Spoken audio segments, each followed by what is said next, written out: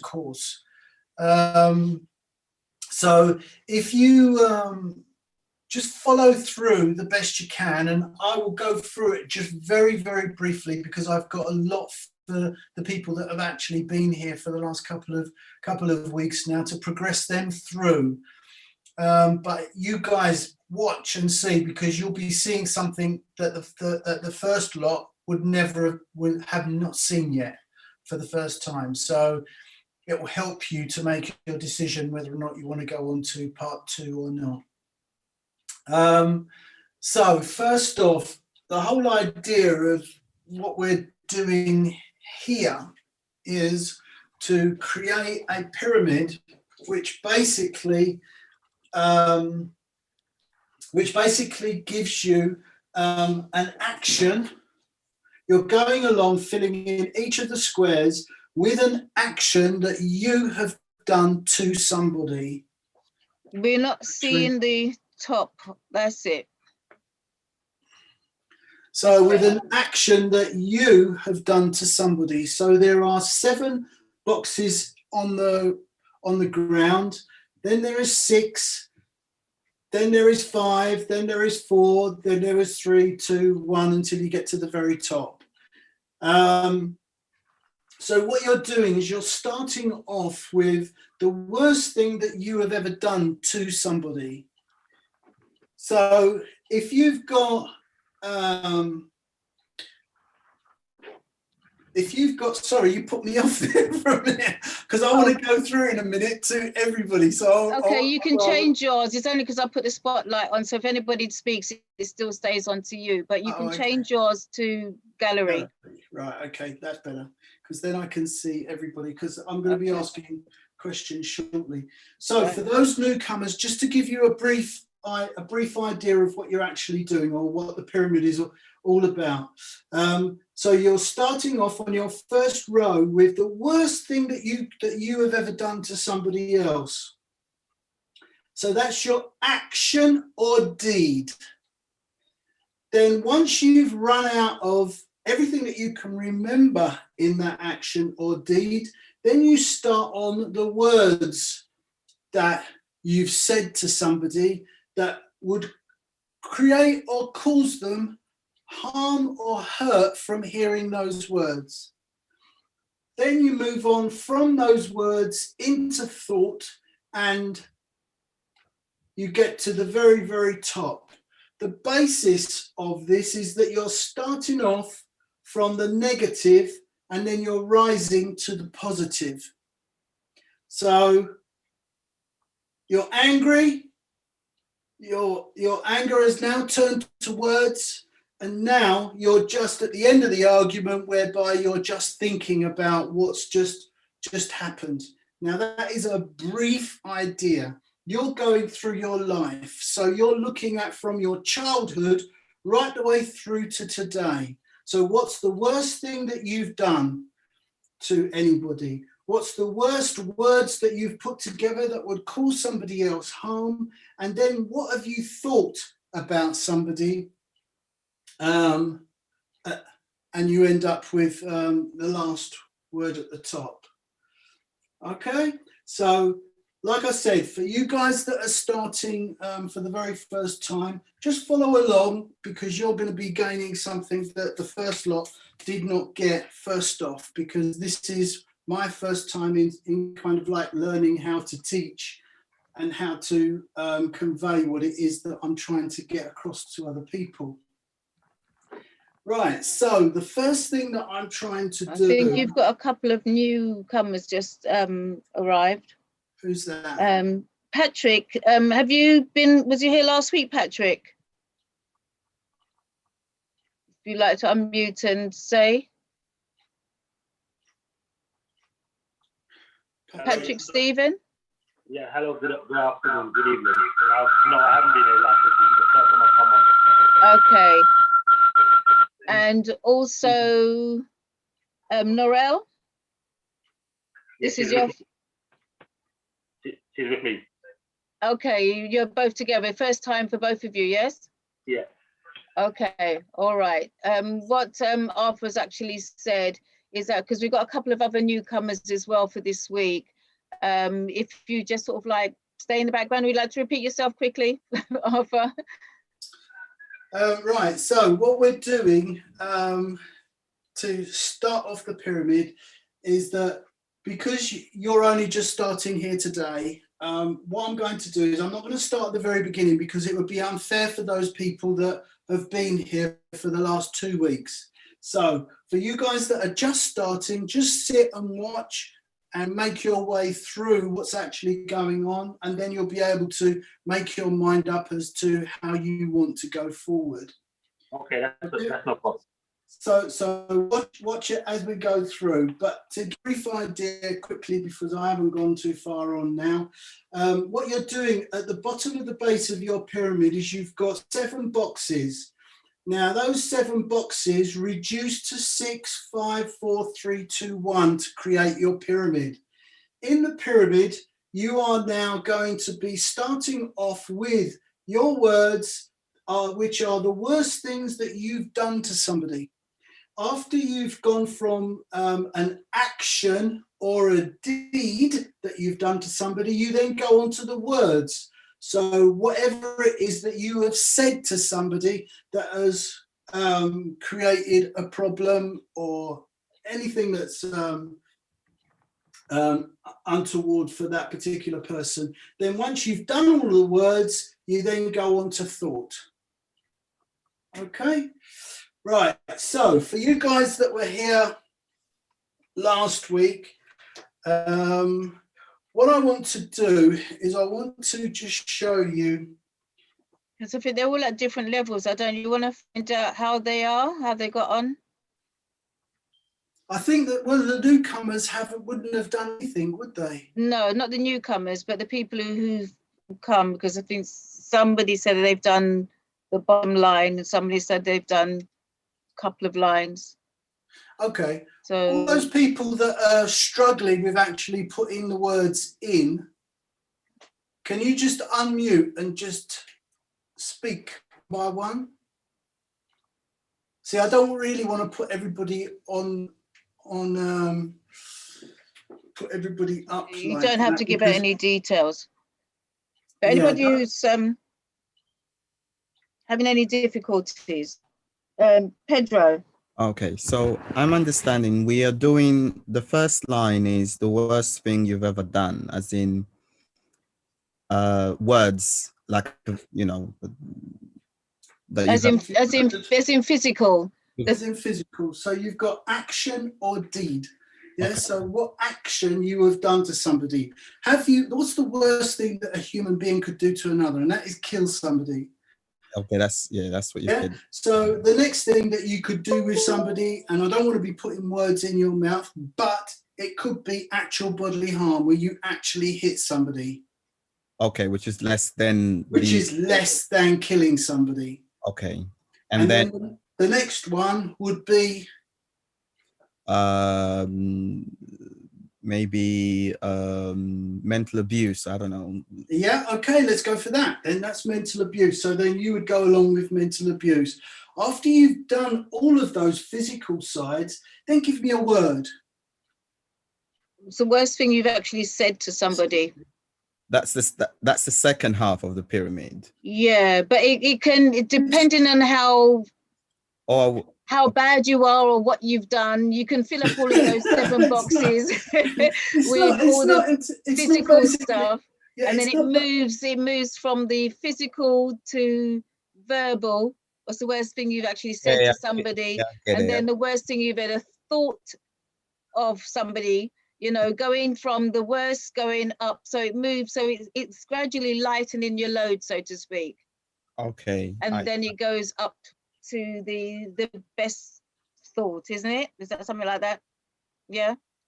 From physical to verbal to thought, the worst thought to the best thought. Okay. But does it have to relate to the first thing you've put on the pyramid? No. It could be 2 completely different. Absolutely. Absolutely. All right. You could end up with my child made me angry and I screamed at my child. I went blah, blah, blah, blah, blah. I swore. Mhm. It could be your daughter, it could be your daughter, you're sitting down with your daughter and your daughter's talking through something and you're trying to do something else and you're thinking to yourself, oh my God, why can't you just go and sit down? So, you know, it depends on the severity that what you're going through or what you've actually gone through your life. But this is about honesty. This is your pyramid. This is made up of all of the things that you have done to somebody else, either physically, verbally, or mentally through thought. So, and then you'll collect all of that, and then I'll gradually show you why you're doing what you're doing as you go through the course. Okay. Because this will help you with dyslexia, it will help you with trauma, it will help you with, there is so many things that it will help you with the blockages that you've got in your life, okay? Okay, great. Thank you. All right. But if there's anybody else that's got any problems with putting the words into their pyramid and you've not said anything at the moment, if what I've said has helped you, then let's continue. But has everybody understood what we're actually doing and how you're going forward on your own? Okay. This is Daily. You're just like the lady said before. I didn't put a lot of negative things in the past. I sort of don't use a lot of negative, if that makes sense, with myself and other people. You don't? No, I try not to. But that's good. Yeah. But then the negative of not doing anything good is because you become a doormat for somebody else. Yeah, I was thinking about that, yeah, but I don't really become a doormat, if that makes sense. You know, I sort of Well, ignore then it. in that case, then you must have said something or screamed or shout, even inwardly, with regards to everybody. With regards, maybe I'll go back and sit down and think about it, you know, after and say, you know. Yeah. Okay. All right, cheers. You've got my number. If you have any problems with it, we're going to be. Is this your first time? No, Alpha, no. Daily's been before. Daily's been before. Okay. If you're having any problems, please just give me a ring. Are you saying that you haven't had any I haven't had any worse things or bad things? Yeah. Not to say I had bad things done against me, yeah, but it's not that I've done a lot of bad things against people and saying bad things against other people. Well, you don't have to have a lot of bad things that you've actually done to somebody or thought of somebody, but just put in, you know, the worst thing that you've ever done and the worst to the better things that you've done, to the worst thoughts, right, to the better thoughts.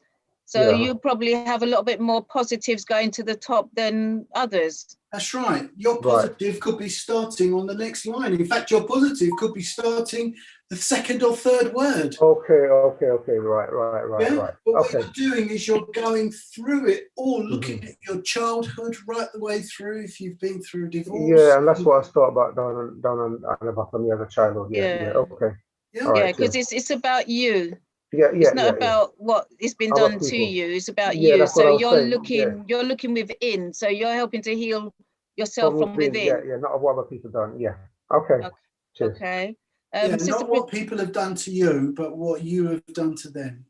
All right, Sister Patricia, and then Angela. I said something that actually made me think differently, because I thought the incident, like the worst thing that you did to somebody, and moving through the different processes, I thought that all the words needed to be related to that incident. No. However, Arthur has just said that that's not the case. That's correct. Right. And my apologies if that is what I actually have led you to believe, Patricia, but no, and forgive me. Like I said, I mean, like, this is the first time I'm teaching this, and I'm learning with what words I'm actually using, and you're pulling me up now so that I can remember what I've actually said and what have not been cleared. That's why I want your feedback, and that's why I need to have it so that I can explain something that's relatively difficult. So as I said, it doesn't, the only link is that you're moving from the worst to the better. You're moving up the scale. Yeah. Moving away from the worst thing you've ever said or done and thought to enlightenment, so to speak, or the better thing. They don't have to be, oh, because I said that to that person and then I did this to that person. No, it's different people or different incidents, different times of your life. You know, you could, the worst thing you could have done could have been yesterday, or the worst could have done for somebody else could have been when there was a child. Yeah. Another person, the worst thing that could have been done was when there was a teenager.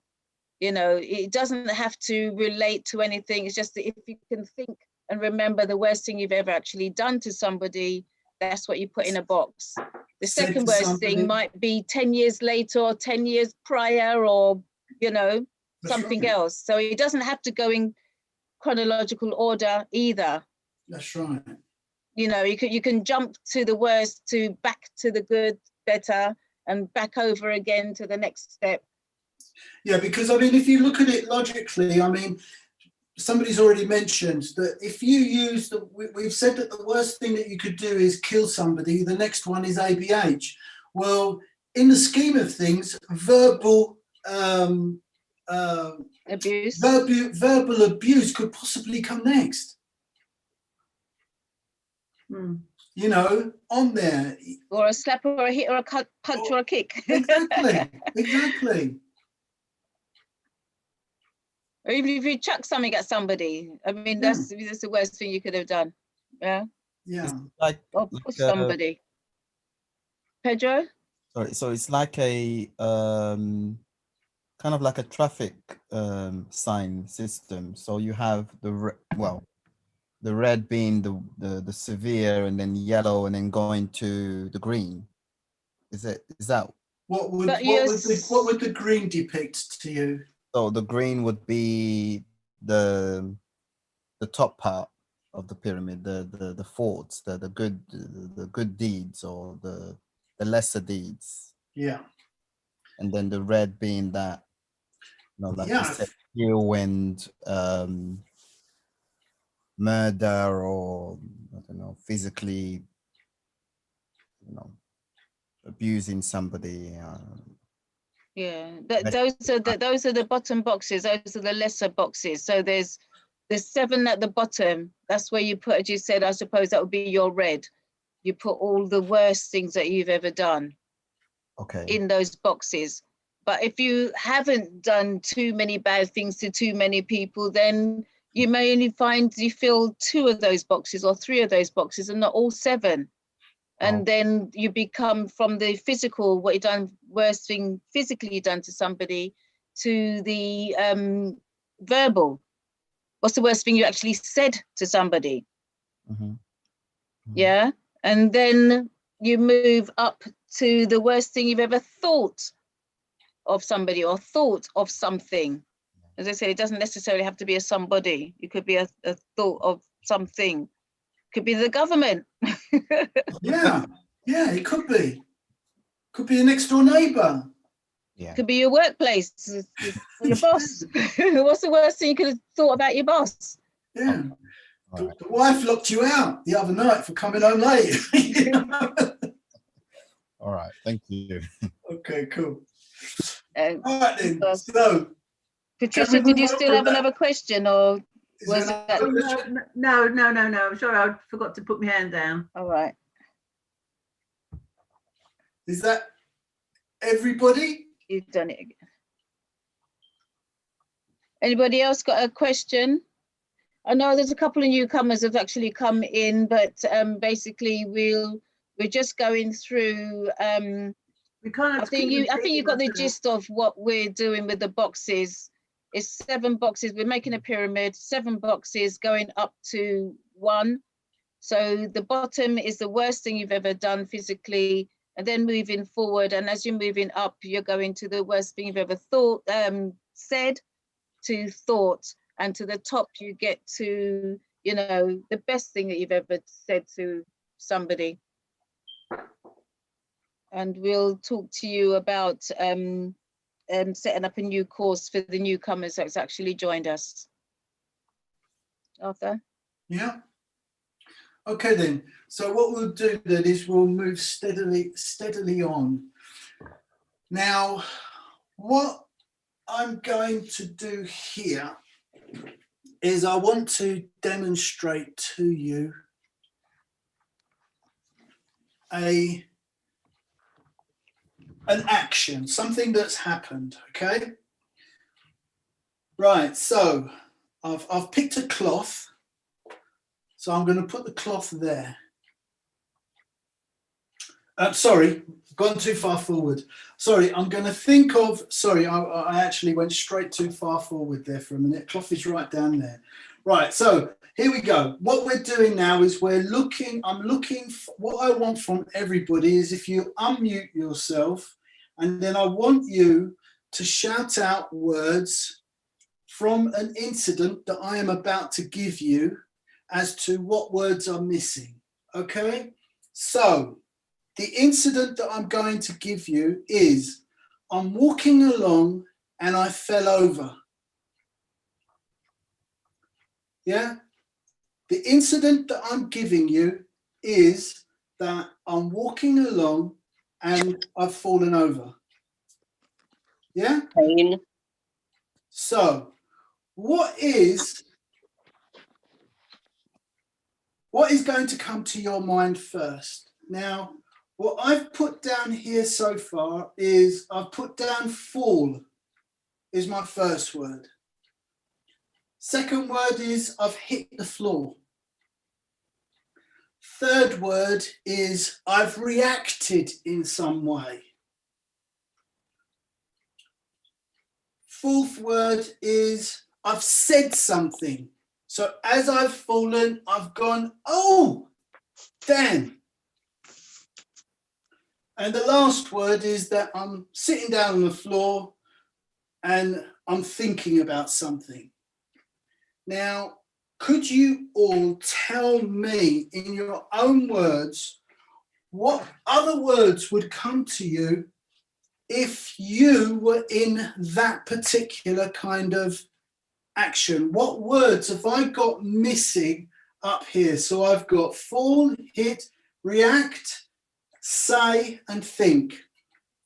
So if you can just all unmute and just give me, this is where we all get a bit interactive with each other. So I don't want everybody to sit back in their chair now or whatever it is that you're doing. I want you all to help me to put the words up there that need to be up there for that particular action. How am I going to get up? Why me? I'm in pain. Wake up. Picked myself up. I feel silly falling on the floor. Why me? Picked myself up. Picked myself up. What was the next one? I'm in pain. I'm in pain. Next one. Ouch, that hurt. Ouch. Ouch. Hurt. Yeah, brilliant. Next Have one. I broken anything? Have I broken anything? Yeah. Help. I might need to see a doctor. Doctor. Yeah. Help, please. Help me. Got that wrong. If I was an elderly woman, I would say, if I was an elderly person, Help. I'd say, what is this, here, sir? What? How do I abbreviate that one? How do I abbreviate? What is it? What is this, here, sir? It's explanation. So what should I put down here? This, What is this, yeah, sir? What is this? is Is this? this, yeah, Yeah, sir. yeah, sir? S-A-H. S what? S-A-H. S-A-H for Harry. Hey. What is this, yes, sir? Right. What caused this? What caused this? Wow. That is a translation. I recognize that voice. I put the other thing I put down was Okay, the first one for me, where you've got fall, I've got fear. Fear. Well done. That's a brilliant Fear. Embarrassment. And I've Embarrassment. That's a good one too. Embarrassment. That's another good one. Who's watching? laugh. Who's watching? Ah, who's watching?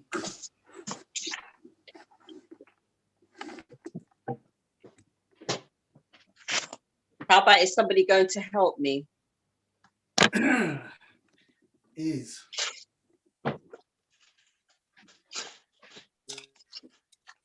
Who will help me? Right. Yeah, Angry. Come up and shoot Brilliant. on. So we've got a huge amount of words here now, which is really, really good. Thank you very much. What I'm going to do now is I'm going to take 4 of your words and I am going to place them at the bottom here. So the 4 words that you guys have come up with, which is brilliant. Now that's a good one. Why? Me. The next one I'm going to put is going to be fear.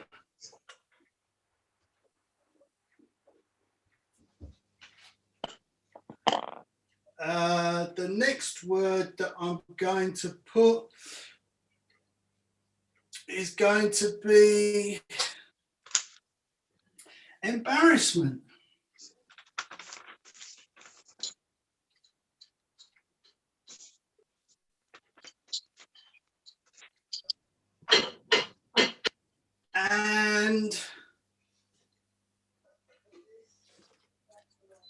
And then I'm going to put down who's watching.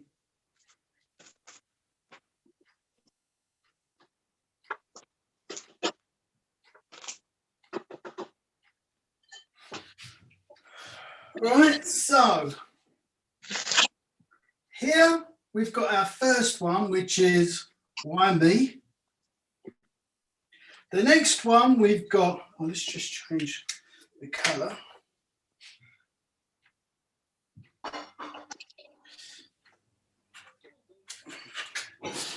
So the next one we're going to put is fear. The next one is embarrassment. And the next one is who's watching? Right, now, here's 4 good examples of how dyslexia, how trauma,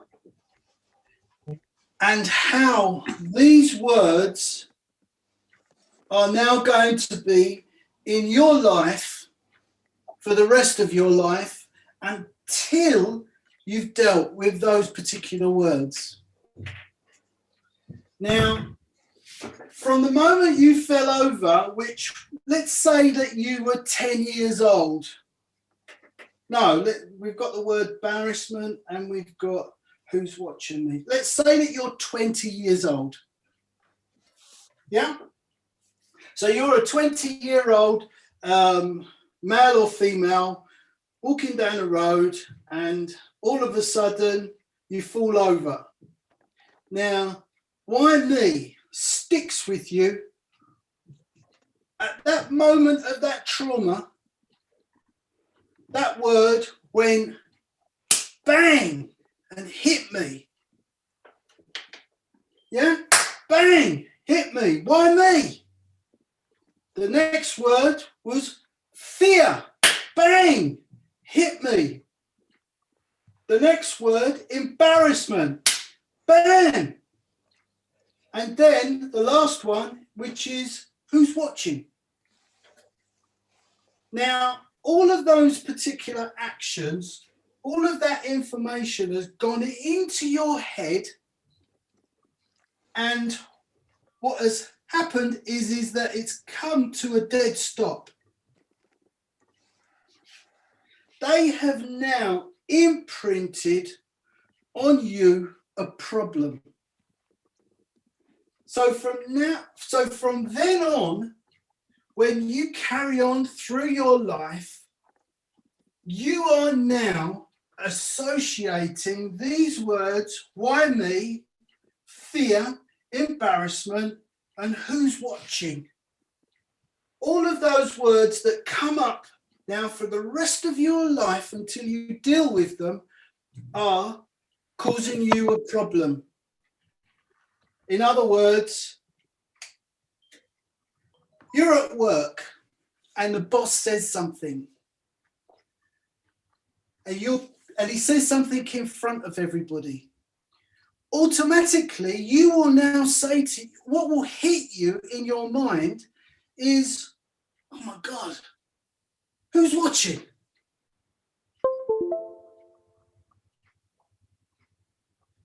And what will come up to you when the boss is telling you something is, my God, this is embarrassing. And what may come up out of it as well is the fear of what the boss is going to say. And then the other thing is, did I say why me? Who's watching? Embarrassment, fear, and why me? Why does he have to pick on me? So what you end up with is an impingement on those particular words coming at you. Now, the boss has started off by saying something to you like, Trevor, but he says it in a way that makes all of this go through your mind in a second. All of a sudden, the boss says, Trevor, and you go, why me? Fear, embarrassment. Who's watching? And all of these things tend to come at you all at once, but the boss hasn't said anything. But because his tone was in a way that impinged on you, something bad is going to happen purely because of his tone. So then you end up with this impingement coming on you, and you get into that point of dealing with that trauma all over again, even though the boss hasn't finished his sentence. And all of that happens in a millisecond. Now, the boss could have said to you 1,000,001 things. So let's come out of the boss, and let's say we've got school. The school teacher's gone, Patricia. And because he said it loud, Patricia, you've gone, why me? Fear, embarrassment. Who's watching? Well, you know the whole school is watching you. But all of a sudden, all in a millisecond, you've hit that trauma has created a blockage. And now you're thinking to yourself, oh, what is he going to say? What are all of these words are coming back. Why me? Fear. And he hasn't said anything else yet. Okay, so that's school. So let's go on to another one. Let's say dad. Now we all know dad. Charlie, get your backside down them stairs and come on, clear up this mess. Now, did he have a drink or has he been all right today? And you talk to your sister and you say, is he okay? Is he happy? Is it all right? Was it good? Is he in a good mood or what? Is he in a bad mood or what? But at that millisecond, what goes through your mind is, why me? Fear automatically hits you. Is he in a good mood or in a bad mood? Embarrassment now in front of your sister, and who's watching? Well, you know the whole family is watching you.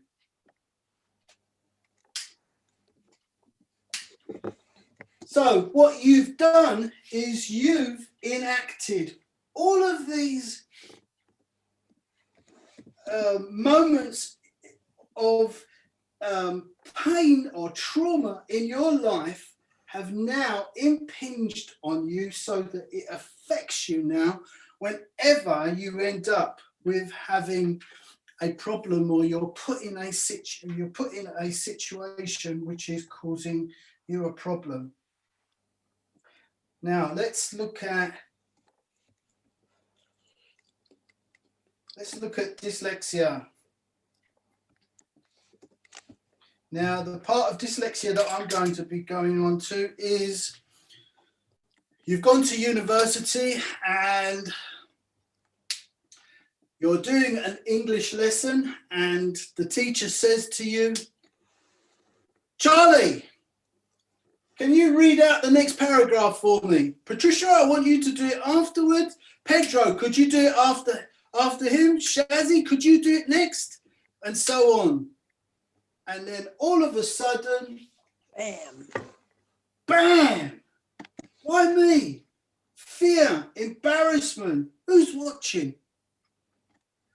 Now, we have all gone through situations in our life where we end up with a recurring problem that's happening throughout our life constantly. It's not all the time that we actually remember that these are recurring, because it's a painful moment in your life that has created an impingement or a pain or a trauma that is now affecting you. It's affecting your ability to read. It's affecting your ability to deal with someone's tone. It's affecting you to being pulled out in front of all of your school friends. And it's affecting you with your boss.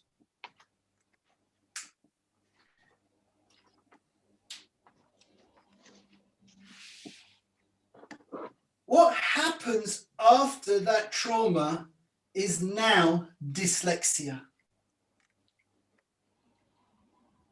In one shape or another, what happens now when you get to that blockage and you're on the trauma, dealing with that trauma, what comes out at the end is all of that information going into the funnel and coming out, and you end up with nothing but confusion.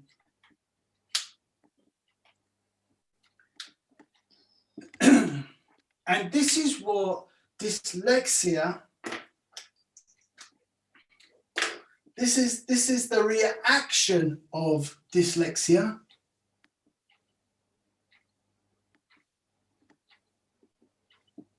This is what it causes.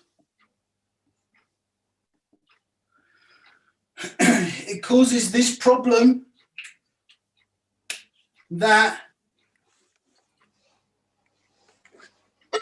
moments in your life where you've read a sentence and you get to the end of that paragraph and you say, what have I read? And you don't understand it. That's dyslexia. When you've ended up trying to deal with your boss and you cannot deal with that situation, now all your boss has just said is that he's come at you with the wrong tone. Now, just because his tone was in a way that created your memory to go back and say, I've done this, I've been here before, so I'm going to go and I'm going to say all of these things again. Why me? Fear, embarrassment. Who's watching me? Just because of his tone. You're in school and the teacher shouts your name out, trying to get above all of the other noise that's happening inside the classroom, but because it's said in a tone that has an impingement on you, all of this goes through you. And all of a sudden, what comes out is dyslexia, confusion.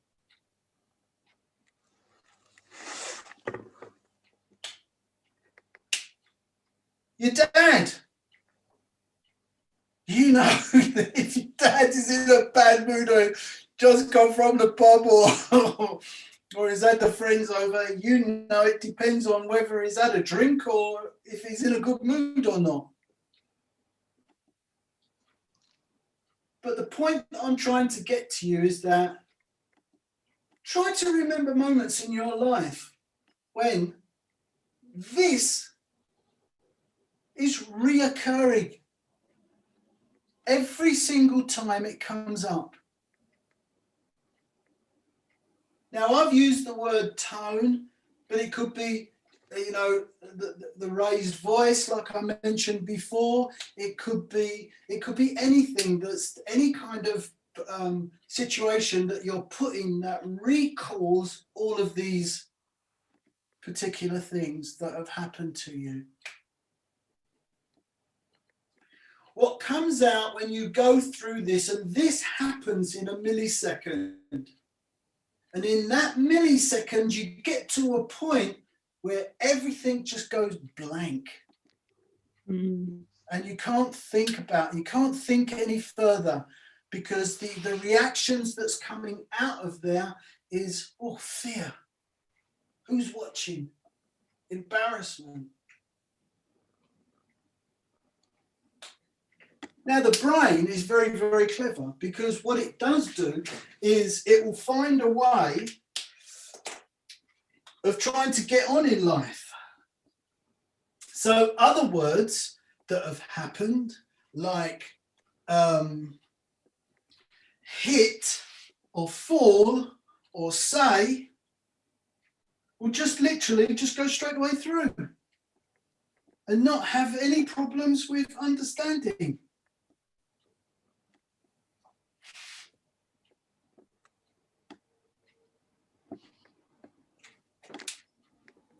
You may well end up hitting the word broken. Well, broken has not really created a damage here. So broken will go all the way through.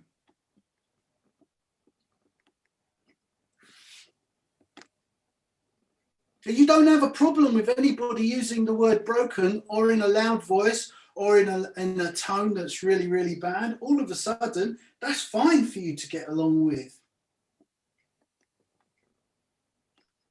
Even the pain comes along, and that's part of the words that was mentioned. And then you say, and then you hear that word, and that's fine, because your brain is now understanding that these words that are not mentioned, you don't have a problem with those. So those words are able to carry right the way through for you to be able to do the action or the reaction or whatever it's asking you to do without there being any problems and without you having any problems with your dyslexia over them.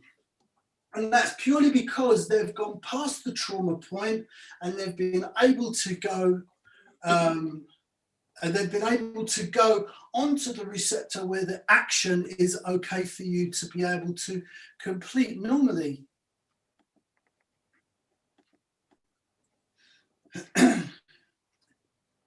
Is that understood by anybody, or is there any questions that you would like to say? Firstly, let me just ask everybody, can you all remember a moment in time that is, now that I've mentioned it, that is reoccurring? Yeah, I can. And then there's times when I need to do some reading, and sometimes I just come like blank. Say again, sorry. You're making a lot of sense. There's like time when I need to read, either to myself or at home. Yeah. I want to do it, but I just come, like you said, I just draw like I hit a brick wall. That's it. And nothing, you don't want to do anything. If you want to do it, but you don't want to do it because you're sort of like stuck. Right. Brick wall. And you don't know why. Got it. Anybody else? Thank you for sharing that. Anybody else? I can say that during the lockdown, I was able to read again. I felt before lockdown, I was always too busy. So when I was reading, I couldn't take in as easily. But during the lockdown, I could relax. The pressures around me weren't there. And I was able to read books that I literally had on my shelves that I hadn't had the capacity to read before. Brilliant. Your name is? I'm here as Awa Africana. That is absolutely brilliant, because what you've actually done there is that you've said the words yourself. You've sat yourself down in a calm situation and given yourself a calm situation where you've been able to think through and start to read the things there. Well done to you. That's fantastic. That's brilliant. Anybody else got anything else that is creating a recurring action? If there isn't, then don't worry. All I'm trying to do is to just demonstrate to you how trauma and past pain creates dyslexia or a problem for you for the rest of your life if you're not dealing with it.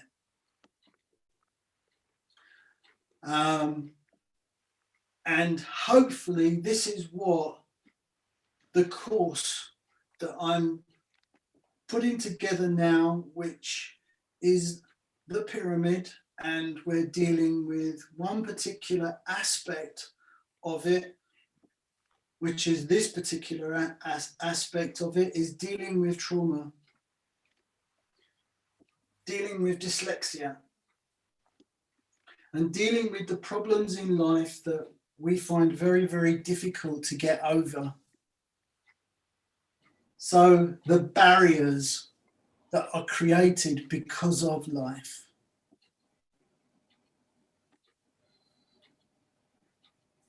I hope that that is understood.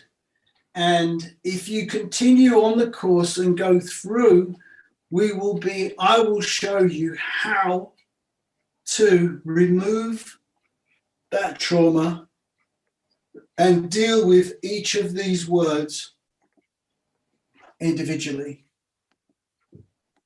You will end up with the tools being able to remove the trauma that has happened to you, that has created the dyslexia, that has created those moments of blank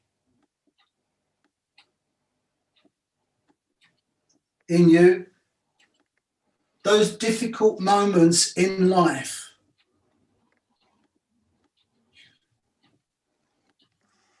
Now, I'm just going to deviate just a little bit.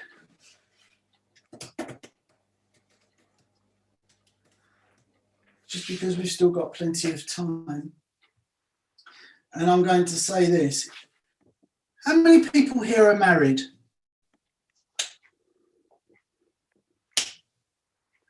You just put your hand up? Your hand up. Is that nobody? No one? Is that nobody? Wow. Isn't that incredible?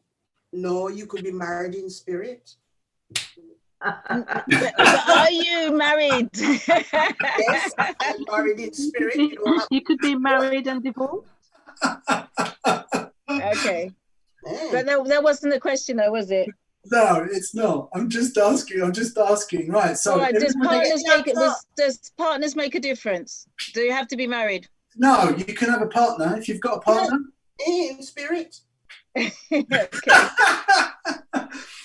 physical we've all got partners in spirit. Yeah, that's what we're saying. Yeah. If you're not there with this body, you could be married in spirit. True. So who's got a partner, physical partner then? Anybody there got a physical partner? It's not nobody's trying to catch anybody out. No, this is not trying to catch anybody out at all. I mean, please. If it is catching you out, can you see a word that is affecting you now? Who's watching? Can you see a word that is affecting you now if you can't answer that question? Barrier. A barrier, right. So how many of you have identified with that barrier? What, the barrier to marriage? But the point that I've just barrier made out, which is share. Your ability to share. Yeah, but we think says a trick question. That's what we know. Can you please repeat the question? I missed the question. Sorry about that. Right. The question is, are you single or are you in a relationship or are you with someone? It doesn't matter. You could be married, relationship, anything. Yeah, I'm married. You're married. Okay. Wow. That's good. Okay. So there's only one that's married. Who tell that? Me tell you, people can get. You don't need a piece of paper. You're not listening. We don't know what kind of pyramid you do. You have a partner? Yes, in spirit. No, physical, not spiritual. Yes, that person there, but you know physical with me. Okay. Oh, okay. I understand. You're not asking the right question. So in other words, but you're still sharing the problems of every day with that person. Yes. Fantastic. Okay. So you do shopping too. That's a good. You must reconstruct your questions next time. Here. Yeah. Okay. I'll make sure just for you. I'll make sure I get those questions correctly. Right. So, blimey, I'm lost as where I was taking you with it. All right. The point that I was trying to get to was, how many of you had the problem straight away of who's watching if I own up? How many of you felt embarrassment because I've pulled you out and I'm trying to ask you to do something in front of other people? Thank you, Pedro. So I'm trying, and Patricia, thank you very much. So I'm trying to comment on it. I have a good hand. Go ahead. No, we're all grown people. So it's not a case of embarrassment anymore. It's a case of listening to what you're asking us and saying, well, shall I answer him or not? That's all. Okay. There shouldn't be anybody who's watching me. No, but I'm trying to create a situation here so that I can demonstrate to you that these words or these particular actions can impinge on you even now today. And you don't even realize it. That is true, but it depends how you were brought up, how you vision things as well, and how you feel as an individual. I suffered from acute shyness when I was so shy that even when the teacher, I could answer a question, I couldn't answer it. Yeah. So I've had to come about by dealing with that in life as a person. So when you're talking about embarrassment, who, why, me, all those things are big alarm bells for me. But as I've grown up and been able to manage myself and say, well, the world is there before me, I can deal with it. But I don't think anybody should be embarrassed, as one elder told me. Is it Dominique? As you get older, you don't get embarrassed about nothing at all. There you go. Life is short. Exactly. Can I just say that some people do, even at our as you get older. Yeah, Some people everybody's different. Yeah. Of feeling embarrassed, not wanting to be the first person to say anything. And that's how we are. Some people overcome, some people don't. Yeah. So, and some people take a little time to warm up, because I mean, you know, you can be in an event and the people are asking questions and nobody wants to answer. But as soon as it's time for the event to finish, that's the time everybody wants to come in, because it's taken them a little time to warm themselves up, so to speak. But I see Pedro has raised your hand. You'd like to say something? Pedro raised his hand earlier on, just to admit that he's got a hand for a question.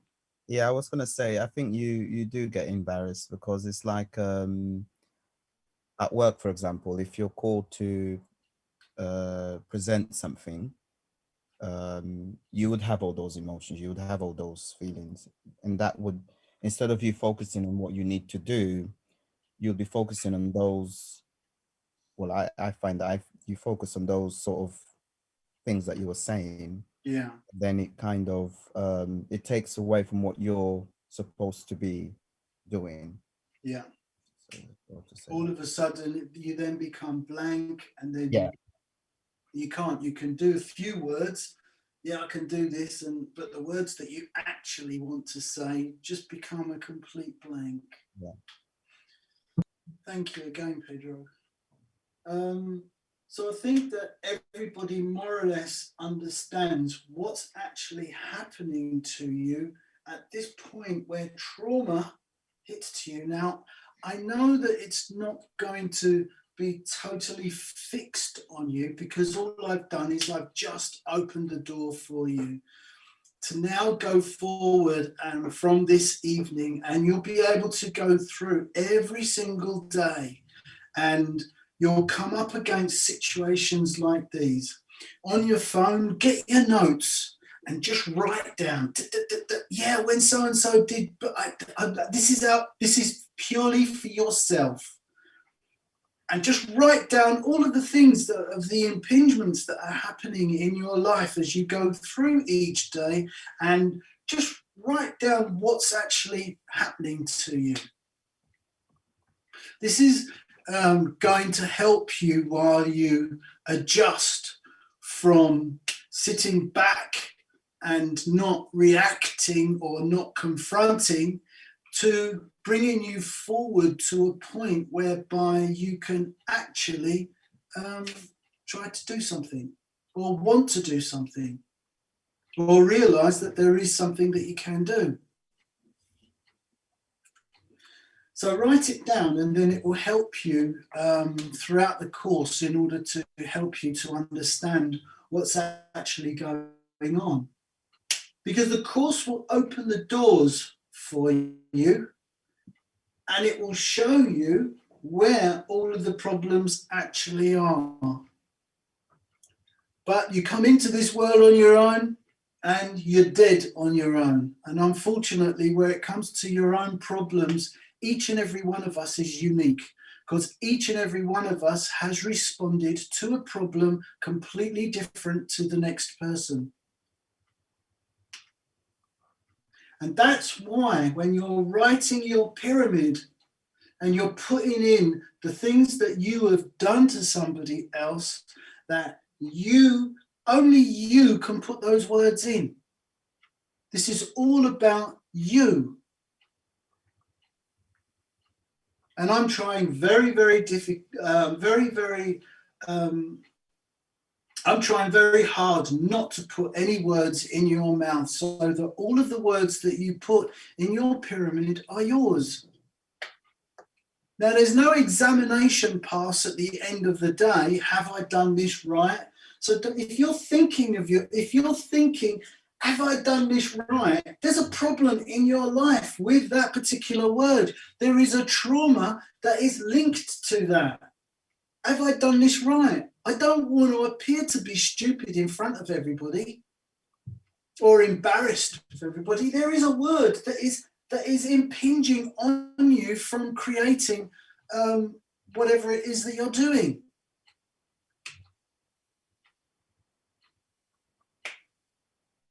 So try to look at that from this day forward on how words that are created or linked to trauma that is creating a dyslexia.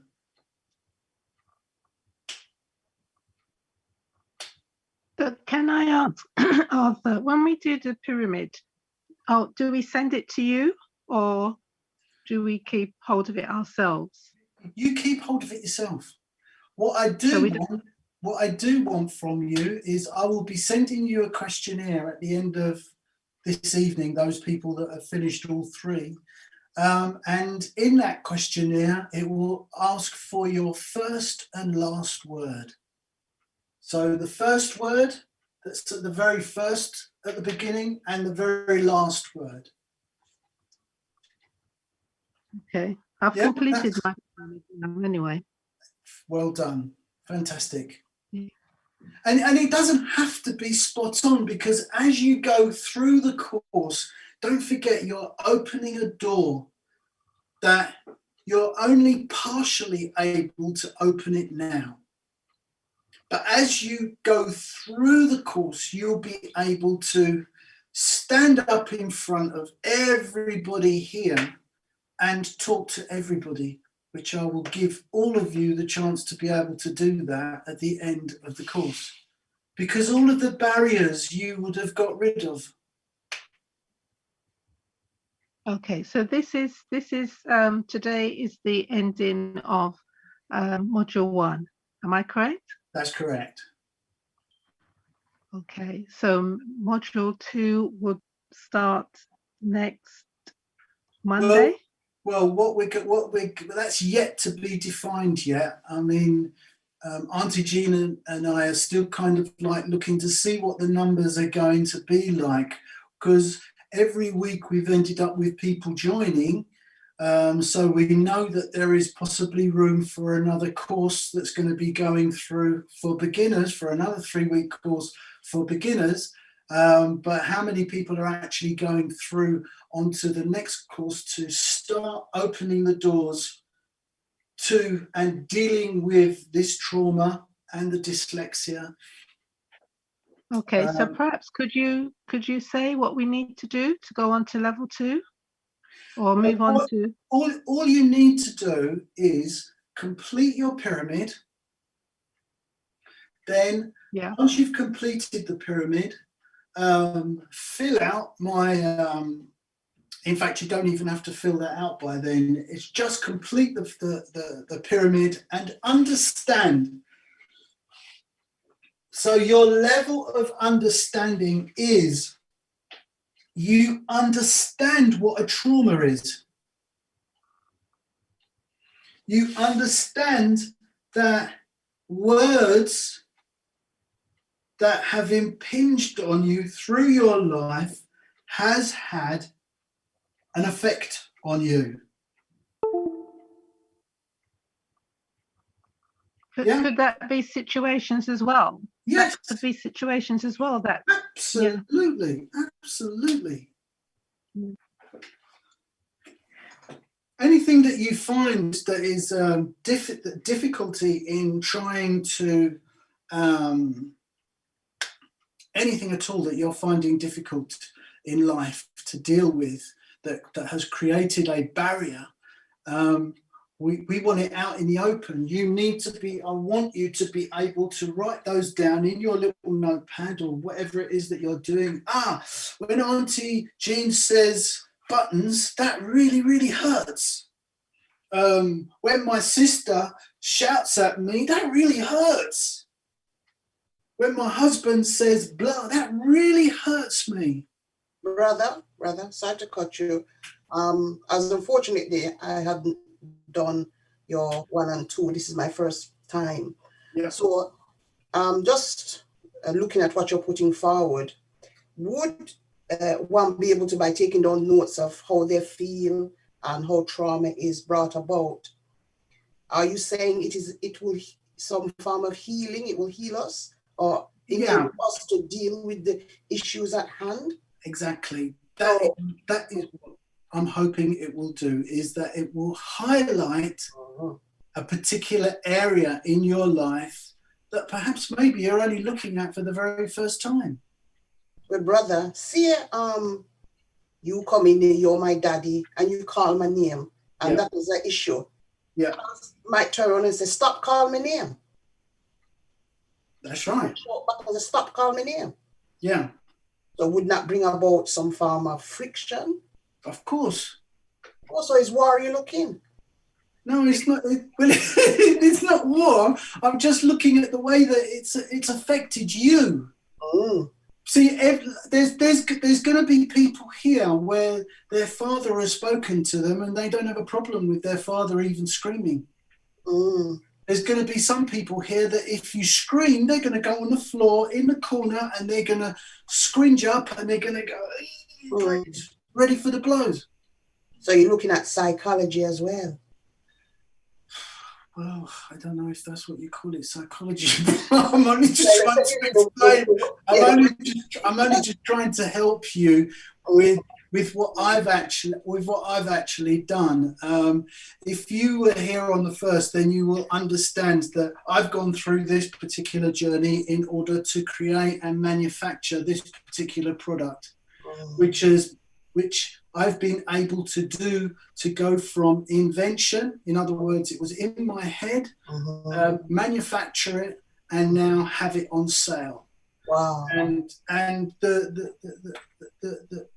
different areas of life that you've got to travel across in order to learn how to do all of that and create something like that with dyslexia. Right.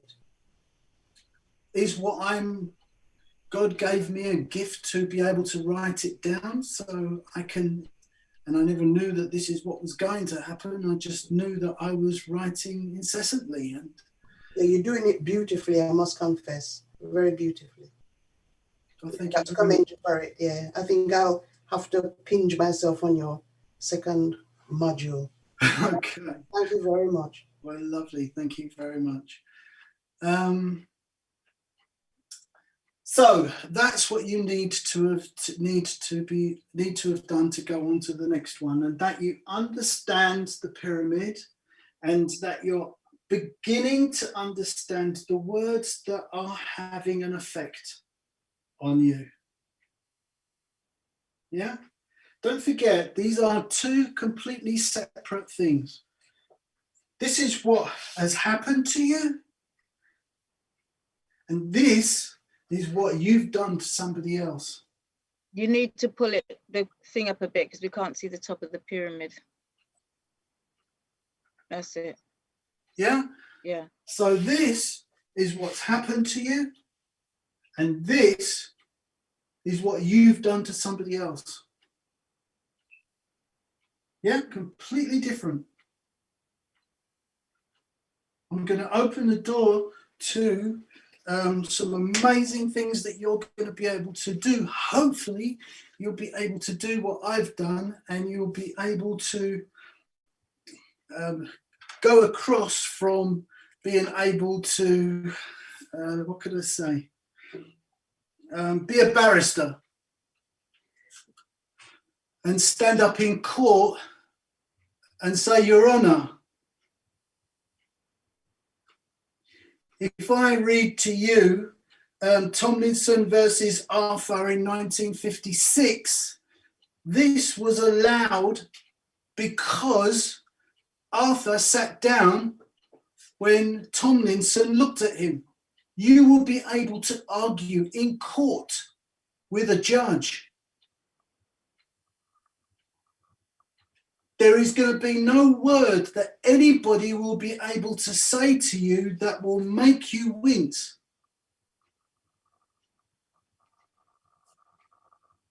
Because this is what it did for me, and I'm hoping that this is what it will do for you. You'll be able to stand up in front, people will shout and scream and shout at you, and yeah, you'll be able to cry. But you'll also be able to confront the words and deal with them and speak rationally, hopefully. Sometimes I'm not rational. as Auntie Jean will tell you. I have my moments. But that pendulum of swinging from anger and rage across to passive and being passive, you will be able to maneuver yourself across that range backwards and forwards. And that you will be able to deal with life a lot more easier than we all are now. And don't forget, I've been through all of this. And I'm able to write it down, and I'm able to hopefully be able to teach, which you guys are helping me and showing me the way on how to pass my words on to you correctly so that you understand it. But hopefully you'll be able to do exactly that. You've all got a speciality in something. You'll be able to stand up at the end and you'll be able to get your whiteboard and do your stuff. So what you need to go on to the next course is understand what you have done to somebody else, and understand and have an idea of what words are creating trauma and what is creating a blockage in your life. And that's it. Once you've done that, you can start on the next course.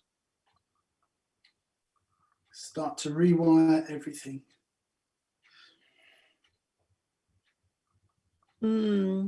I've done some of the triangle, and it's definitely a good reflection. I definitely think it's a good activity to do. But I'm pretty much aware of some family situations that cause me an enormous amount of upset, and that's a big issue for me. I don't know how to get over that using your method. That's, I mean, what you're proposing is of interest, but it's also telling me that I don't know whether what you do is for every scenario. It might not be for every scenario. It might be good for certain things, but not good for other things. So what you are describing is that, and correct me if I'm wrong, I don't want to put words in your mouth, is you are describing a situation, a family situation that creates a problem for you. Yes. So what you're talking about is this particular part.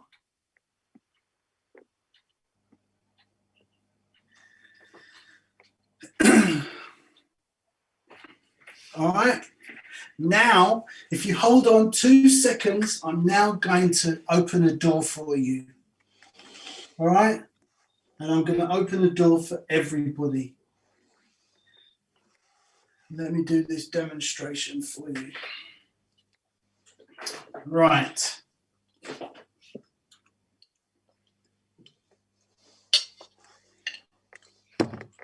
Here's a cloth. A simple cloth that I use for wiping that off. And there's the cloth.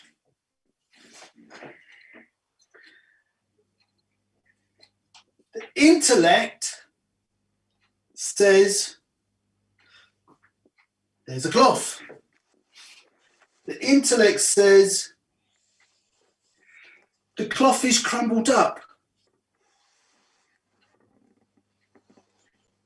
The intellect says, it's on the table. The intellect says, the colour is orange.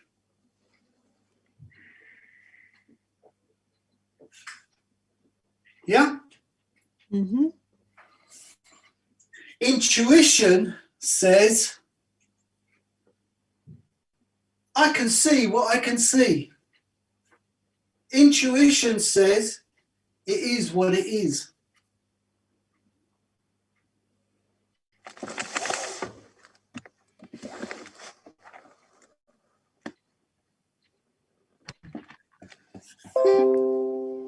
Okay. Now, the dyslexia in most Black people is hitting us on the intellect, because we are an intuitive race. We see something, it is what it is. There's no need for us to explain it. But the difficulty comes when you've had trauma and you've got to explain it. All of these barriers get in the way and stop you from being able to explain it. So let me do that again. Here's the cloth.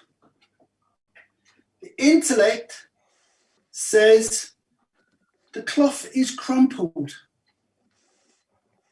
It's on the table. The colour is orange.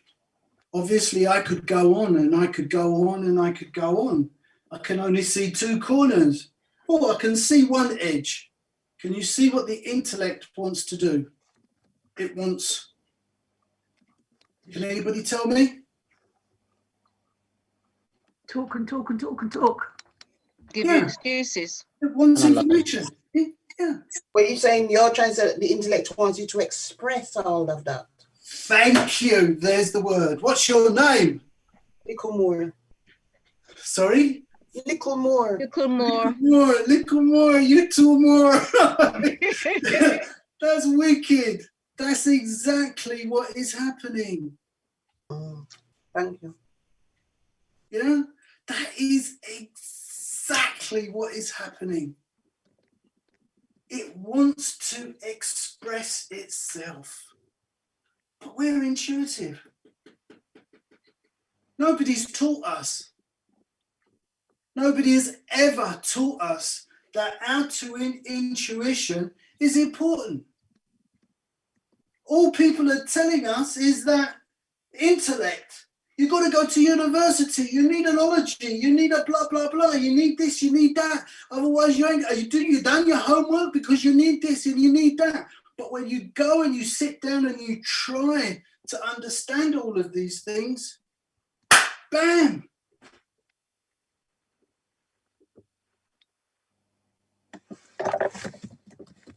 So I'm going to ask you, I'm going to go through it again, because this is the door this is the light bulb that's going to open for a lot of you.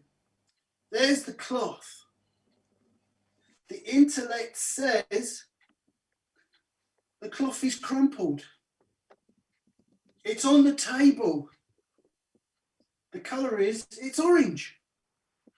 And the intellect can go on. Oh, I can see one corner. Oh, that's nice and flat. Oh, I can see it's got a textured surface. Oh, that bit is a bit dark. It's black. So the intellect wants to express, as that beautiful person just now came up with the perfect word.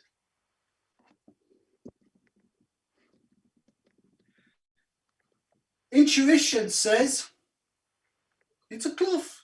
Where am I going with? You know where am I make all that phosphor?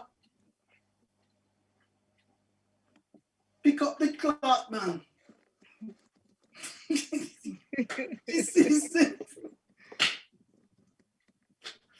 When I want to know what the edge can see is, how dirty the damn thing is, and the surface is a cloth, man. When I want to know what the surface is like. And you have to excuse my patois, but you're understanding what I'm talking to you about.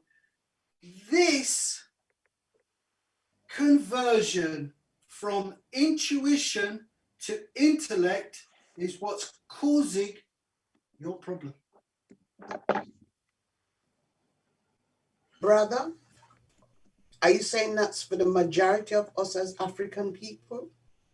I would say it's almost for all of us, for African people, because what we are doing is we are translating our native language into another language called That English. is true, but you can be trained to express yourself.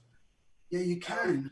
And for those of us that are able and that have been trained to be able to express themselves, how many blokes here have actually gone down through that?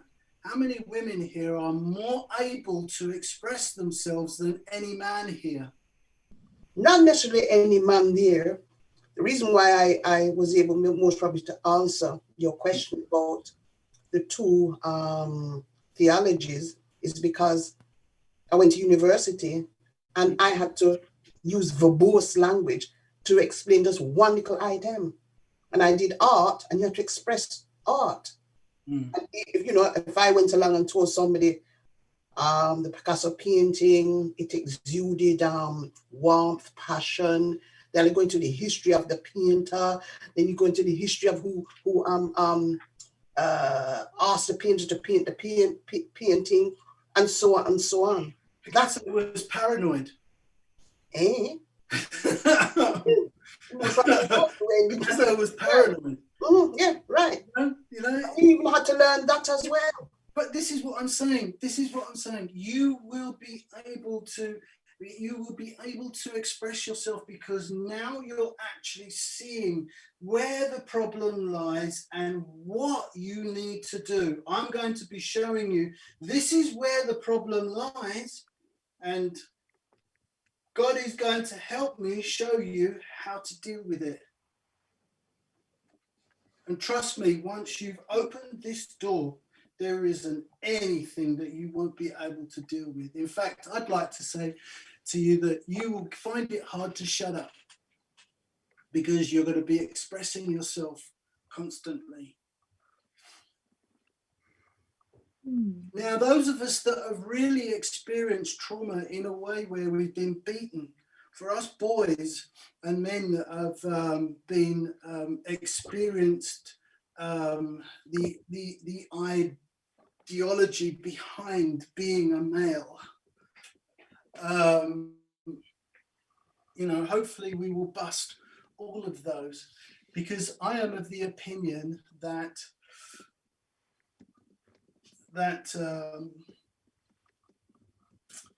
expression is the gateway that we've had blocked, that stops us from dealing with our intellect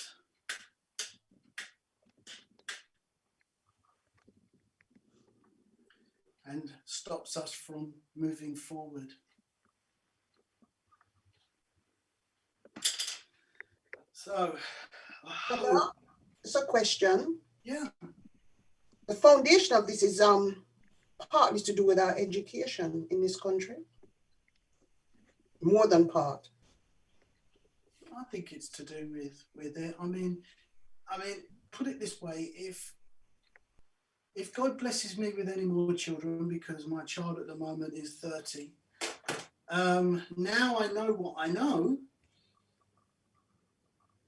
I will be teaching them in a completely different way. I will be coming at it completely different. I will be dealing with people and communication, and my communication with other people will be completely different. So I'm hoping that what I've done, if I'm lucky enough to have any more children, that I'll be able to give them a blueprint of a good foundation on how to deal with life the way that it is. And let's not forget, I mean, COVID has opened the door, and we're talking about a new beginning here for everyone.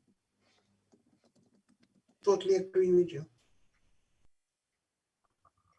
My correction, believing that you're seeing trauma as being almost like I don't know if this is the right word, but the vantage point from where to start.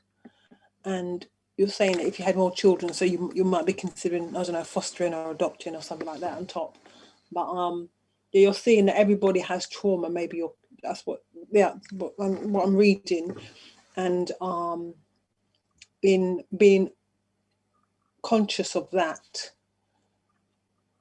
being active in the way that we interact in our relationships and the way that we think is important, because it sets almost our path, sets our path and how we experience the world. I think that's what I'm reading from. The last exercise that we did. Perfect. I couldn't have said that any better.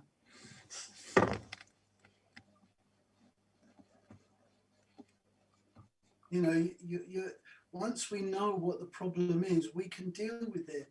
But what we're being told, and this is no disrespect to anybody, what we're told is we're sitting down, and I had to say to Auntie Jean, and I hope he doesn't mind if he's listening, we was listening to a mathematician the other night, and I was sitting there and I was, what is he saying? You know, and he was so fluent. It was blah blah, yeah, and X equals, and to have a family, you know, and this is the equation.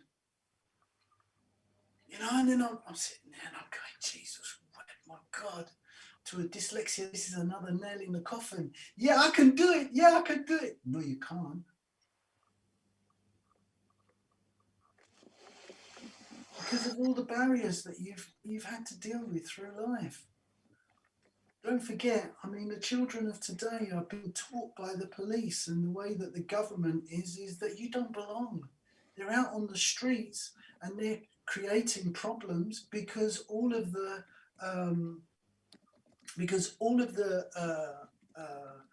places that we used to go to as a child are all shut. Auntie Jean and I were talking just the other day about what I was doing at the age of 4. I was allowed out on the streets at the age of 4. Could you see a 4-year-old going out on the street today? As a baby, I was put in the pram outside the door. I'm cleaning. Don't bother me for the next few hours.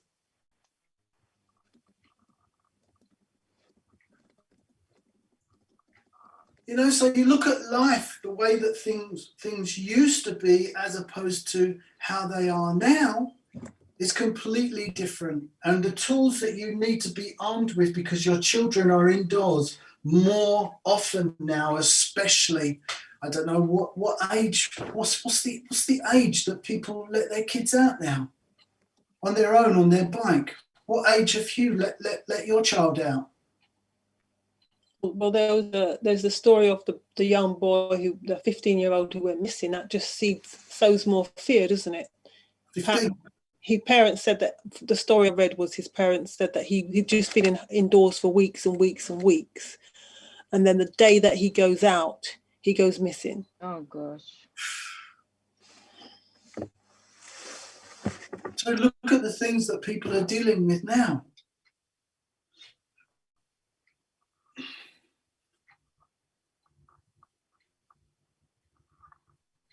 You know, I can remember driving along in my car, and I would have a cigarette, a coffee, and a burger, or something sitting on the chair, and I'd be eating and smoking and even talking on the phone.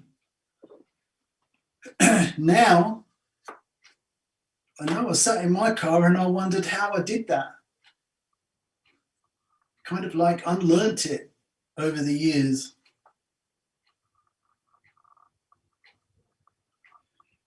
Hope that I've been able to open the door. So now I've opened the door to another part of what I'm hoping to be able to teach you. Something I haven't done at the beginning of the course, but I'm going to do now, is I'm going to show you, and I'm now going to open the door a little bit further for you, and that is the course. The journey of the pyramid is from intellect to intuition, But in our case, it's from intuition to intellect.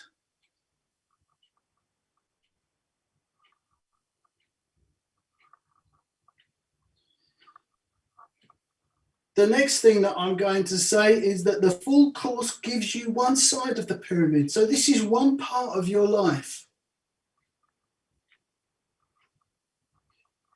A pyramid has how many sides?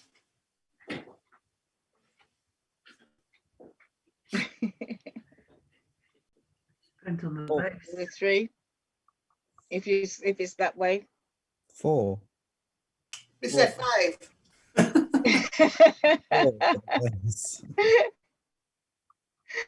5, isn't it? It's got How many sides has a pyramid, people? Come on. 2 points. 4. 4. Well done. 4. You know, it depends how you design it, you know. It does. It does. There's always an opinion that will make it a 3-sided pyramid. There's always an opinion that will make it a 3-sided pyramid.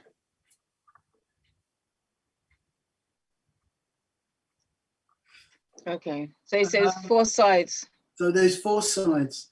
So there's 4 areas of your life that the first one we are going to be dealing with is what you have dealt with just now. So there's going to be 8 for us to get to the top. And then we've got 4 other areas to deal with that we will go, which will go on to the next areas of life for you to understand. And just to give you an idea, before I do that, is there anything on here now that anybody doesn't understand? Just put your hands up. You can call me later, or we can deal with it another time, or you can jump on the next course for beginners, or you can, when you're ready, say when you're ready, and then we can put your name down for number 2, module 2, which basically you'll be expanding and delving into all of these particular areas, as I've said. Angela's just unmuted. You have a question, Angela? Yes, very sharp, Auntie Jean. Yes, I know someone did put something in the chat in relation to costs. So obviously, when we move on to the second module, there's going to be a cost. Yeah. Do you think then talk about that now? Because I'm sure there's some of us here may want to move on to module 2, and so costs might be something we might need to think about. Sure. The cost is going to be £66. Okay. Now, brother, that could be an aspect of trauma too. How do we get over that now? I love them. Yes, it could be an aspect of trauma, but I'm hoping it won't be too much of a burden for you. Put it this way, I mean, we'll do easy terms for you so that by the time you finish that particular part, you would have hopefully finished paying for it. So that so people have issue with numbers as well. Why 66? Doesn't sound right. Right, okay, 66. Why 66? I'll tell you why 66. Because when I sat down and I thought to myself, well, how much can I charge for this? You know, my conscience was pricking me, and I'm going to go through absolutely everything that I went through in order to come to a figure. And my conscience was pricking me because here I am giving you something that is God-given. Here I am making you pay for something that is God-given. And I had a lot of problems trying to deal with that. Should I just go free? Should I do X or should I do Y? what should it be? And I said, well, no, the one thing that I know that it has to be is that it has to be affordable. You know, whatever happens, it has to be affordable.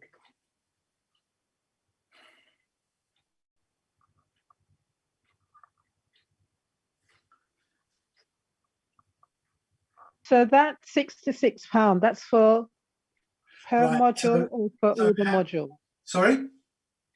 Is that for module 2 and module 3 or just for one module? That's right the way through, sorry. So that's for each module, sorry. Yes, so it's £66 for each module. So you'll go through and you'll deal with everything right the way through to number 8. Okay, so and each module is how many weeks, please?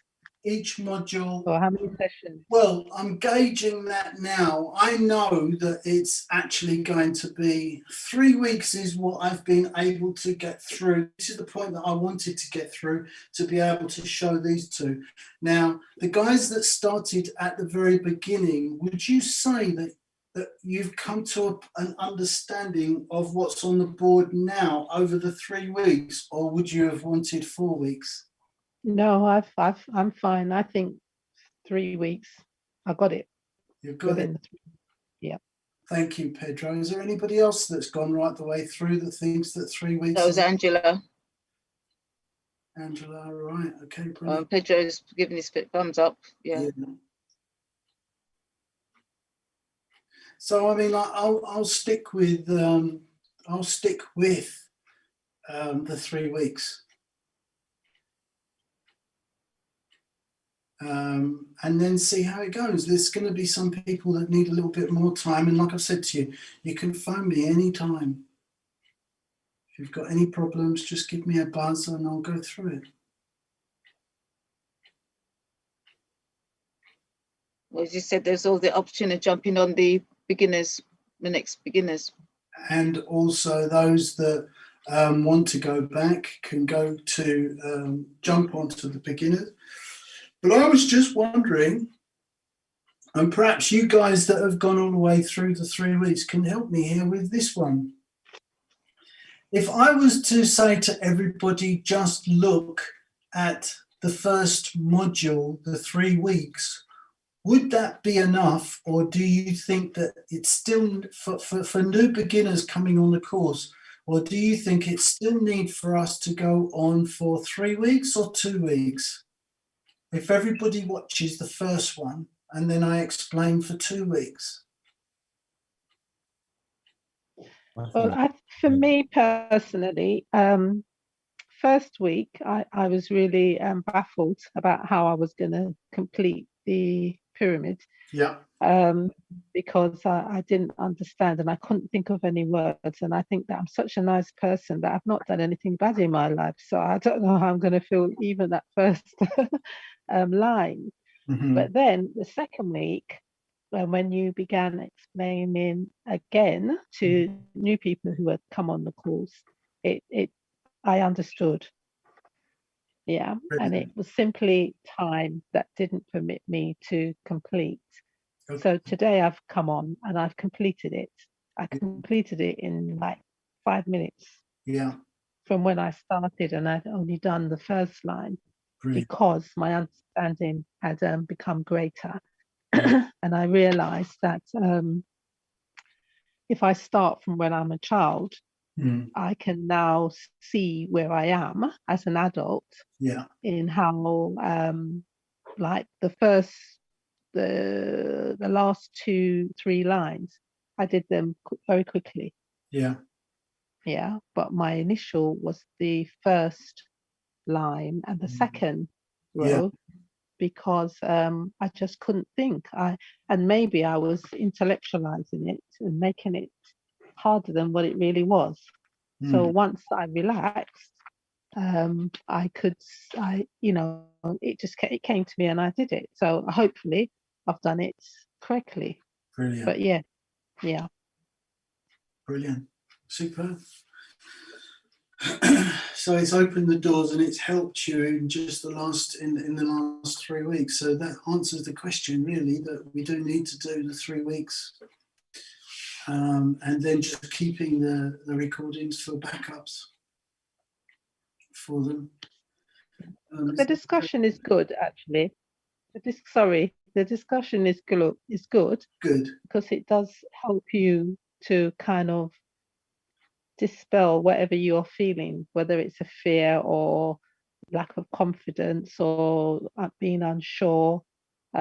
Because we all need clarity, don't we? We have to go through that process to then understand or begin to understand. Yeah, that's right. Okay, so we'll go ahead with that then, and I'll do the 3-week course again for beginners. Let's set that course for us. Now there is one thing that we've still to do, and I want to go through this one. Wumi, are you here? Yeah, she's here. Yeah, I'm here. I missed at least about an hour and over something. So I was gonna give you a call, if not today, probably tomorrow, so I can catch up what I missed. But I am interested in doing the whole course and to pay my £66. Okay. So what we're talking about here is we've. Did you hear the part about the cloth? A little bit.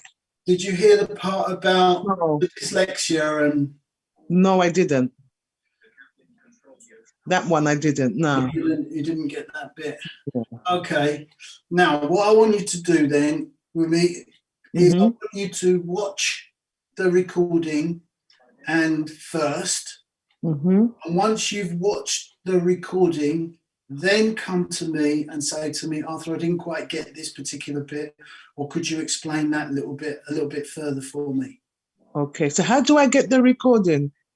Auntie Jean. Go back to Facebook and Auntie Jean, and what I'll do is I'll upload this evening onto YouTube. So on YouTube, all right. Okay. So you go to YouTube, Auntie Jean Zone. Okay. Okay, YouTube, Auntie Jean. Okay. Thank you. All right. Yeah. Now, there's 2 things that I want to do now. Now that you know that we are traveling from the intellect to intuition, or in our case, from intuition to intellect, I now want to intellectualize what we've learned so far. And what I'm going to do with that, Wumi, because you want to do a fairly technical course, which is all about being exact and it's all about an intellectual subject that you want to be able to pass on to other people, you will have to do everything that I'm about to tell you, all right? For the whole of the course right the way through. But for anybody else, Wumi, well, let me explain. Wumi wants to deal with, let Wumi explain it to you. So I've been trying to remember or what have you. Wumi, what is it you want to do? She's not there? Yeah, Wumi. What did you say? Say that again. Right. What I want you to do is to just tell everybody what it is that you want to achieve.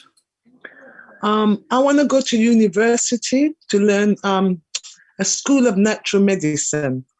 I'm dyslexic. I didn't go to school at all. I came from a children's home, so I came from a very traumatic background.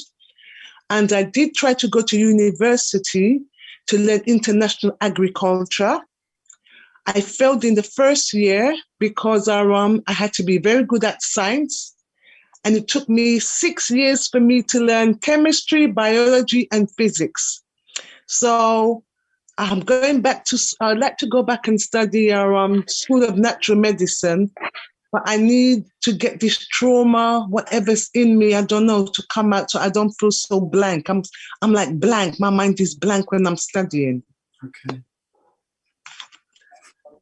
All right, so this particular part that you're going to be going over, I hope I get a phone call from you during the week, if nothing else, just to go through, because I want you to phone me and let me know, give me in your own words what this particular section is about. Yeah, I will. Okay, because of the trauma that you've actually been through, this is going to be of real importance for you. Okay, because this is where your blockage lies. All right. Right, so with that said, if you're just going through and you just want to be able to clear the blockages that you're going through, then I will go into that a little bit later on and I will let you know exactly how you can do that. But just to finish up today so that everybody is understanding what we are actually doing. Now, to go from intuition to intellect, we now have to, intellectualize the cloth. Okay, so how we are going to do that is we grab a dictionary, and what I want to do today, which is what I'm going to do, but I want you all to do this for yourself. It's going to be something that is going to be a part of the course if you want to go into the intellectual side of life from now on. You have to intellectualize everything that you're actually doing, and that is by understanding the dictionary.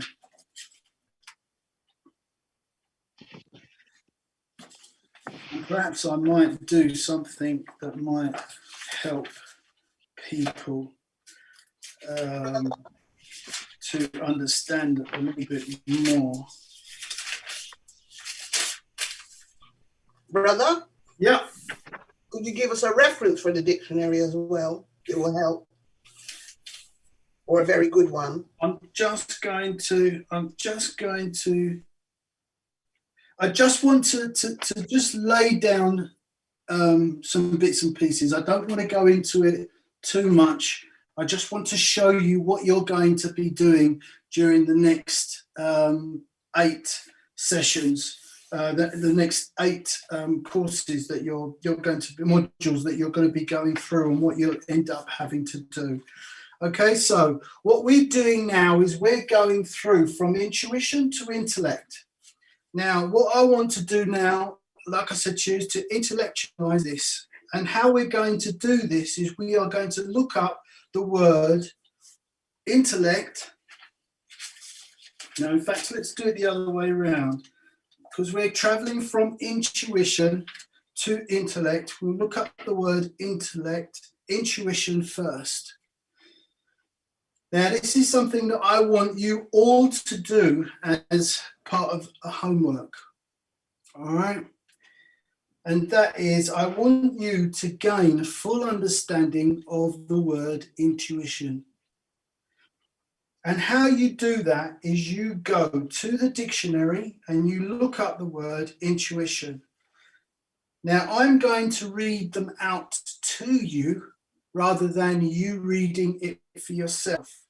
But I want you in your own time to intellectualize this. This will be the very first question that you will be asked in Module 2, which is to give me your definition of intuition and your definition of intellect. That is to give me a sentence of your understanding of the word intuition and your understanding of the word intellect. Right, so the first part that you're going to go through is there are 3 definitions here that are in the dictionary, and this is just a normal Collins Collins dictionary that can go anywhere. I would recommend that if you can find yourself a dictionary that gives you the definition and the I forget about what that other word is, but that you can pick up a dictionary that is an easy one for you to do. You don't really want an encyclopedia that's going to give you every single word since inception. You just want to understand the basics understanding of each word. So the first definition here is knowledge or belief obtained neither by reason nor perception. I'll read it again. Intuition is knowledge or belief obtained neither by reason nor perception.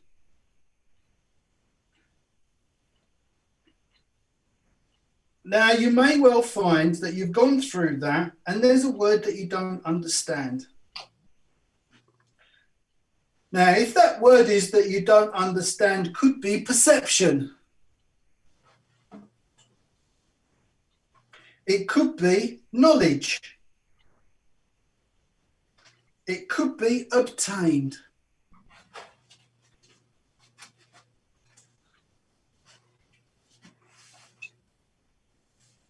To understand that sentence, you must be able to give me in your own words another word that is understanding that particular word. Definition number 2, instinctive knowledge or belief. Intuition is instinctive knowledge or belief.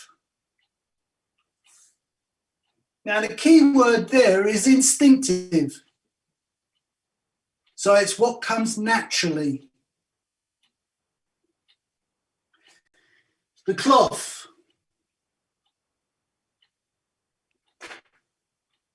It is what it is. Instinctive. The next definition is 3. Hold on a minute. Is a hunch or unjustified belief.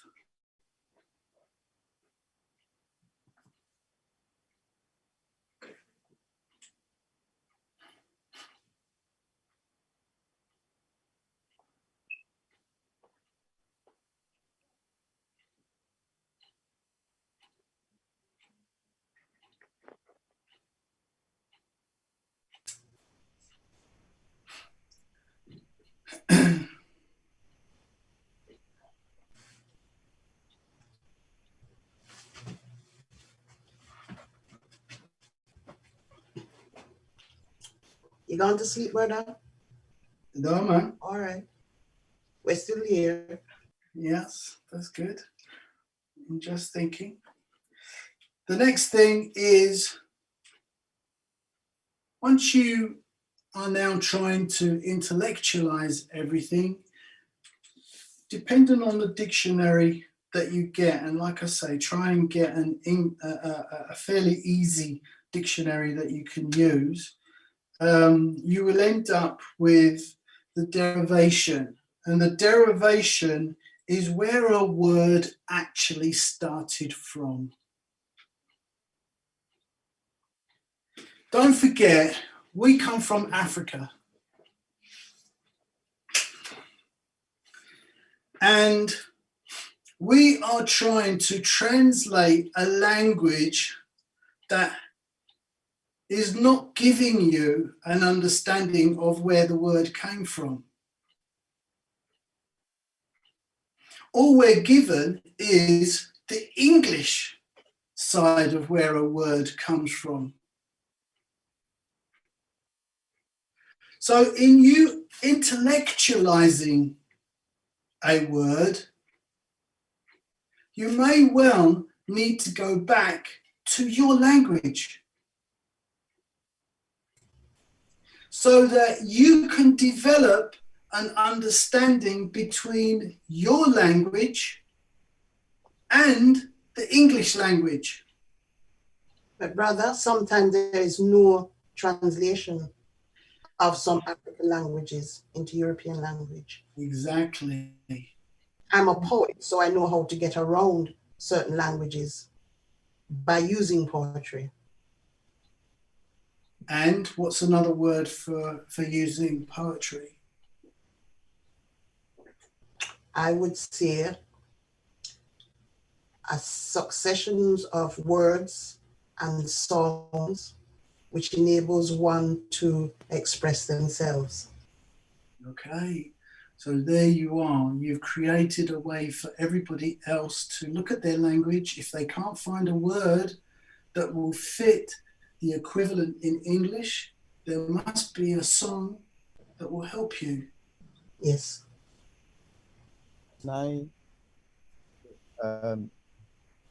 I speak another language, I speak Portuguese. So I would say my understanding, when you're speaking, is what you're really doing is you're translating concepts. Correct. Or ideas or some sort of ideas, feelings, emotions, everything. You know, if I say to you, my God, my heart jumped. You came through the door and you made my heart jump. How would you say that in Portuguese? I would, the fear is that fear is what I would translate that as. Fear. Yeah, because your heart jump when you're scared or something, when you're startled all of a sudden. So that's what would translate you. The person must have been scared or something shocking happened at that second, at that moment. Okay. So how would you translate it? What would you say? What would you say to yourself using fear? Using the Portuguese for fear? I would think more of images in my head to understand. That's how I do it, through images. Because a fear could be, everyone has different fears, isn't it? Yeah, exactly. So you have to personalize a fear to understand it, I think. Definitely. Now, what I want to just turn around and just say to you is, here we are. There is how many people here? Auntie Jean? Yes, there's 22 people all in all on the platform. I'm going to have to say goodbye to those on Black Culture Radio at 9:30 because it's 21:21 at the moment. Okay. So here we are. Is there anybody else that speaks another language that would have another way of being able to translate words? To translate the words? Jamaican patois? Yeah, go on. So which word you want me to begin on? Jamaican patois. Yeah. Yeah. Yeah. That you know that one. My heart jumped. My heart jumped. Oh. Yeah. Oh. No, that's gonna be a.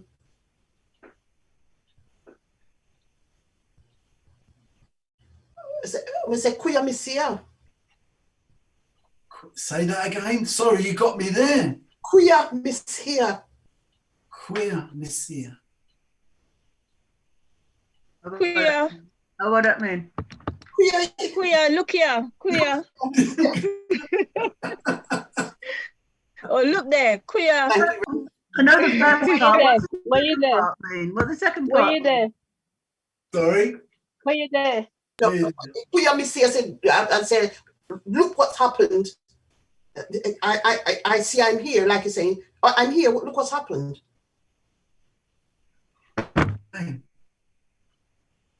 Accepted?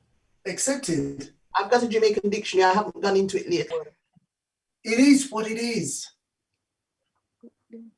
Because you're coming at it from an intuitive side. Now I'm trying to intellectualize it by turning a language that we know in one way how to express, but now you're being taught how to express it in an intellectual way that is governed by the English language that tells you this is the intellect talking. This is how you express through the intellect.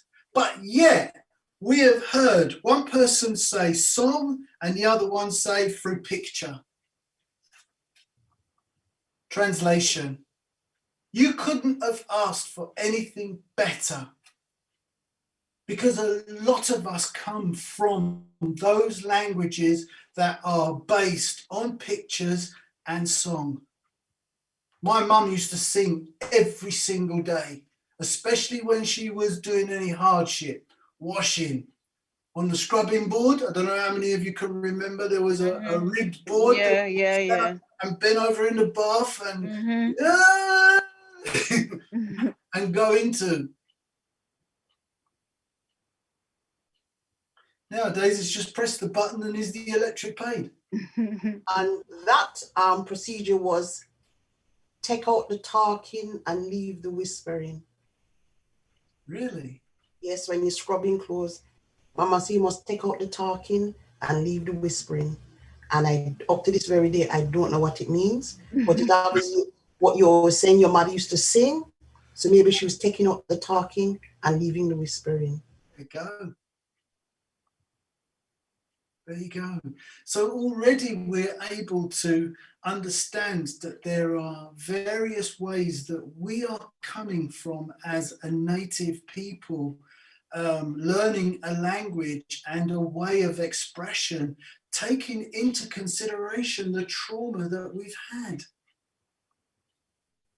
You're opening up new ways of being able to, acceptable ways that have normally would not be acceptable.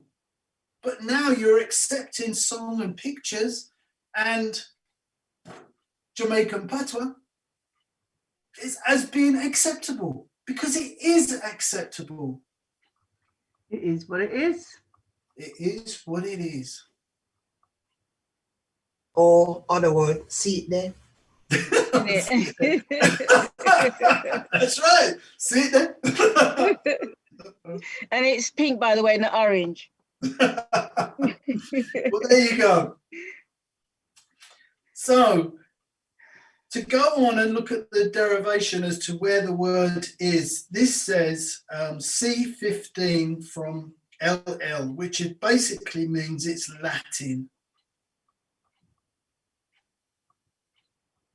And then it goes on to say intuito, a contemplation from Latin, intuit. I'll read that again. A contemplation from Latin, intuit. A colleague of mine used that word as your in-tutor, your inside tutor, telling you it's the intuition. Yeah. Then it goes on to say to gaze upon, from Tueri, Tueri, to look at. And then it goes on to another word. But the point that I'm trying to get across here is that for the first time in our life, we are able to speak in a group where we are accepting another language as being okay and acceptable way of expressing ourselves rather than English. Our intuition is coming first.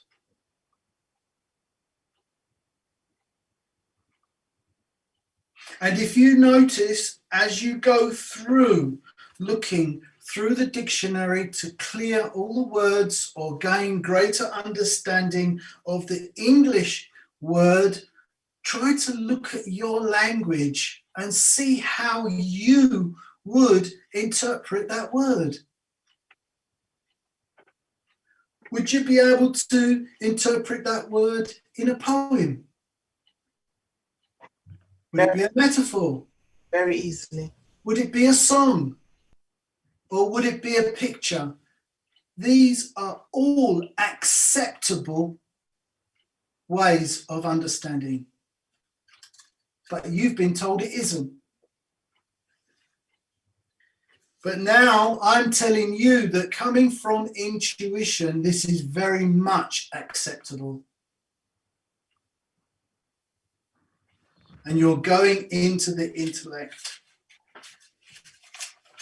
The next word is intellect. Before you go into the next word, I'm just going to say thank you to all those listeners on Black Culture Radio who was listening on the Auntie Jean Zone. Thank you for listening. That's all the W's, blackcultureradio.com. Give thanks. Thank you for listening. And hopefully that you will tune back into us on Friday on the Garvey Village, Unlock the Chains and Keep Well, where our guest presenters gives you the remedies and keys. And that is this Friday between 7 o'clock and 10. So looking forward to seeing you then. Thank you. Good night. Bye. Thank you. Good night. So the next word we're going to look at is intellect. Now, the first definition is the capacity for understanding